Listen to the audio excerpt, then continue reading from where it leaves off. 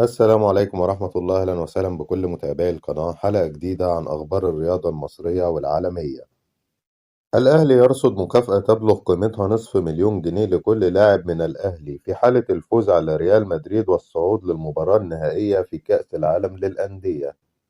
النادي الأهلي يرتدي الزي التقليدي بالقميص الأحمر والشورت الأبيض، وريال مدريد يرتدي الزي الاحتياطي باللون البنفسجي بالكامل. فوز تاريخي للهلال السعودي على فلامينجو البرازيلي بثلاث أهداف مقابل هدفين، ويتأهل لنهائي كأس العالم وينتظر الفائز من مباراة الأهلي وريال مدريد. سالم الدوسري يعادل رقم محمد أبو تريكة كأقصر لاعب عربي يسجل أهداف في تاريخ كأس العالم للأندية برصيد 4 أهداف.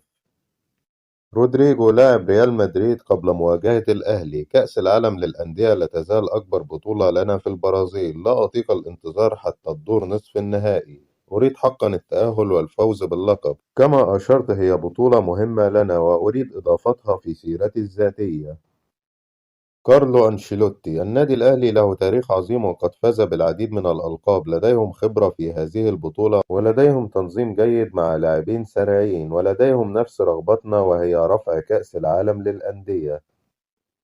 أيمن الكاشف معلقا على مباراة الأهلي وريال مدريد في نصف نهائي كأس العالم للأندية اليوم على قنوات أون تايم الأرضية: مباراة الأهلي ضد ريال مدريد تتصدر أغلفة كبرى الصحف الأسبانية ماركا وآس.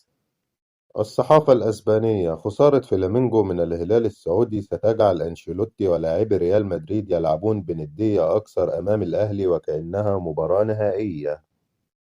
وصول لاعب الفريق أحمد قندوسي لمقر بعثة الأهلي في المغرب لدعم الفريق أمام ريال مدريد بعد فوز الهلال على فلامينجو البرازيلي والتأهل إلى المباراة النهائية. الوليد بن طلال يهدي مبلغ مليون ريال سعودي لكل لاعب من لاعبي الهلال، وفي حالة الفوز بالنهائي لهم هدية خاصة أخرى عبارة عن مليون ريال لكل لاعب. عبد الله المعيوف حارس الهلال: أحب النادي الأهلي كثيرا وأتمنى مواجهته في المباراة النهائية.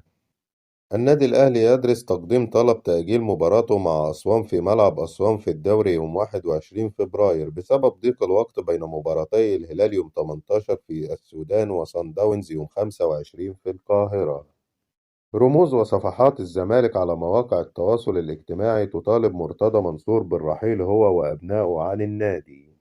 عفت نصار: بقول للمستشار مرتضى منصور ستوب وكفاية كده، قدم استقالتك، انت عملت حاجات كتير كويسة بس خلاص كفاية لحد كده، ده عمل عام إلا لو انت واخده حاجة تانية. انتهت أخبارنا. لو لسه مشتركتش في القناة اشترك وفعل زرار الجرس علشان يوصلك كل فيديوهاتنا وأخبارنا الجديدة. ادعم الفيديو بلايك، والسلام عليكم ورحمة الله.